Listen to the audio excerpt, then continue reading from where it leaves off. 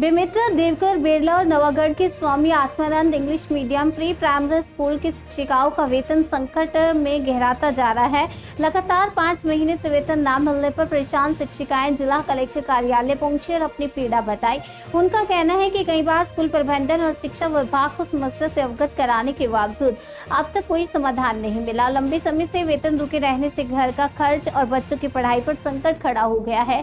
शिक्षिकाओं ने बकाया वेतन तत्काल जारी करने और भविष्य में समय पर भुगतान की मांग की है। आरोप है कि हर बार डीएमएफ फंड में कमी का हवाला देकर भुगतान टाल दिया जाता है। उन्होंने सवाल उठाया कि अगर अधिकारियों से भी निराश लौटे तो आखिरकार वे कहां जाएंगे। सेजस स्कूल के टीचर नहीं है वो लोग, वो डीएमएफ से स्वीकृति थी उनकी और अब उनकी स्वीकृति नहीं है, तो वो जो है वो अभी टीचर्स नहीं है। तो उसमें जब स्वीकृति नहीं है तो फिर वो मतलब उनको सैलरी मिल भी नहीं सकती। और अभी डीएमएफ की राशि जो है वो जिले में बंद हो जाएगी। तो शासन के भी निर्देश है कि जो इस तरह के रिकरिंग जो एक्सपेंसेस हैं उनको कम किया जाए, इसलिए और उनकी तो कोई स्वीकृति भी नहीं है टीचर्स की। स्कूल बंद हो जाएंगे सर, आने वाले फ्यूचर में बच्चे वहां से गुजरेंगे, शिफ्ट होंगे। सेजस स्कूल बंद होंगे ऐसा तो मैंने नहीं कहा। सर हम लोग अपनी सैलरी से जो परेशानी है उसको लेकर आए थे। 2022 में संविदा नियुक्ति से हम लोग आए थे यहाँ पे। हम लोग यहाँ पे 4 स्कूल के हैं, देवकर, बेमेतरा, बेरला और नवागढ़ से।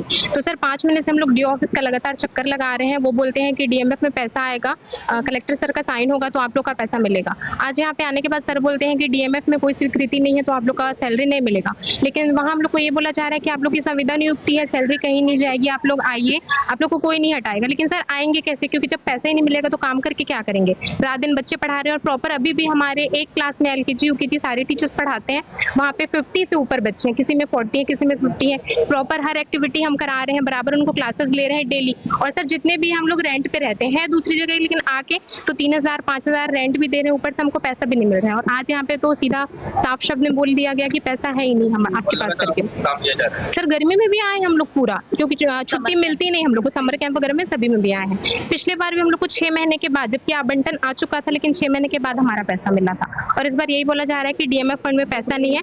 और हम लोग ये भी बोले हैं कि सर इस साल देख लीजिए, क्योंकि 5 महीना ऑलरेडी हो चुका है, तो इस साल का फिर आप हमको नोटिस देके बता दीजिएगा। तो नहीं, अब हमारे पास पैसा ही नहीं है, आप लोग देख लीजिए बोलते हैं।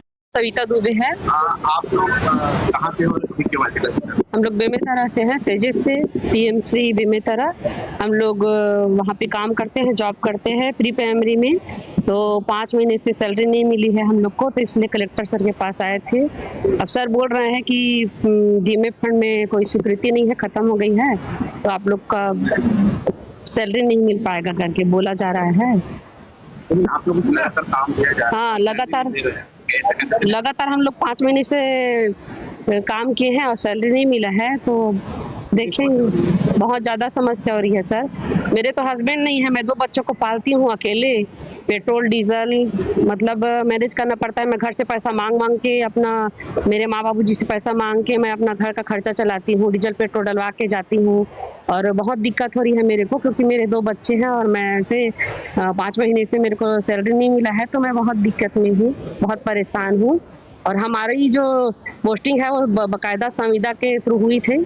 हम सब लोगों का इंटरव्यू हुआ था, उसमें मतलब चयन किया गया था, तब हम लोग सेलेक्ट हुए थे।